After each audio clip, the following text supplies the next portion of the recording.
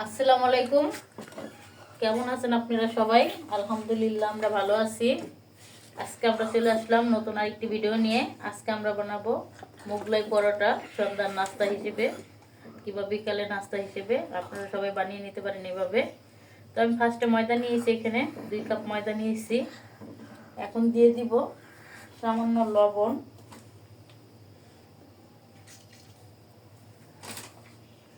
এখন দিয়ে দেবো রেগুলার সাদা তেল। সাদা তেল দিয়ে আমি আটাটাকে ভালো করে মেখে নিব। সুন্দর করে ফার্স্টে এভাবে মেখে নিব। কুচি, কাঁচামরিচ কুচি এবং পেঁয়াজ কুচি, এটাকে তেল দিয়ে ভালো করে মেখে নিয়েছি। এই যে এরকম হলে ভাববেন মাখানো হয়ে গিয়েছে। এখন আমি এটাকে একটা ডো বানাই নিব, সাধারণ রুটির ডোর মতো, নর্মাল পানি দিয়ে রেগুলার রুটির ডো বানিয়ে নিয়েছি।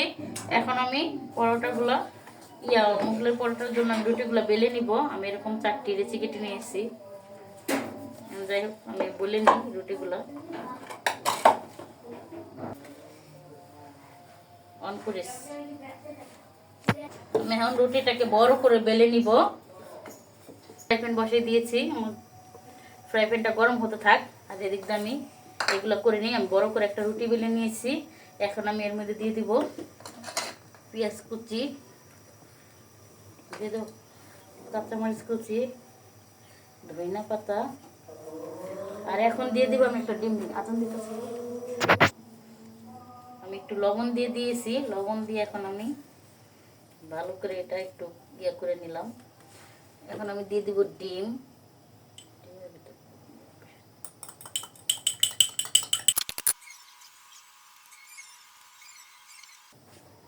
এভাবে আমি ডিমটাকে ভালো করে পেঁয়াজ কুচি এবং সব কিছুর সাথে মিশিয়ে ছড়িয়ে নিলাম। এখন আমি পরোটার মতো ভাঁজ দিয়ে নিব। ভাঁজটাকে সুন্দর করে টিপে টিপে লাগিয়ে দিব যাতে ভাঁজটা ছুটে না যায়। তাই তারপর এই সাইড থেকে আবার দিয়ে দিব, এই ভাঁজটার উপরে দিয়ে দিব।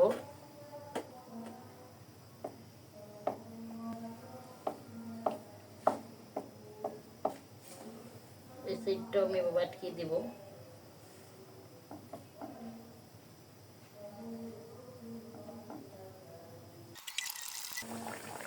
এটা আস্তে আস্তে হতে থাক। আমি একটু লো হিটে রাখবো, বেশি জাল করবো না, কারণ তাহলে পুড়ে যাবে। আস্তে আস্তে হোক আর ভিতরে ডিমটা সিদ্ধ হোক। আমি আরেকটা বানিয়ে নিই এভাবে। এভাবে আমি মোগলাইগুলো বানিয়ে নিব।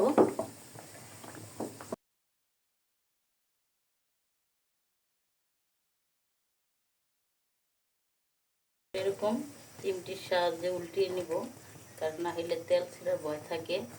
তাই আমি এটার সাহায্যেই উল্টিয়ে নিব আস্তে করে, যাতে শরীরে তেলটা না ছিটে। দিয়ে দিব লবণ, কারণ আগে থেকে আমি মেখে রাখি নাই, তাহলে পানি ছেড়ে দিব। তাই দিয়ে দেবো এখন ডিম।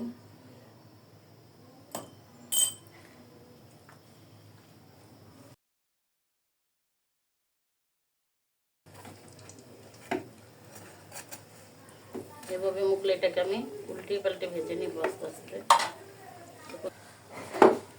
আমার মোগলাইগুলো বানানো হয়ে গিয়েছে। এখন আমি যে পিস করে নিব, পিস করে নিতেছি, বাচ্চাদের খেতে দিব। এখন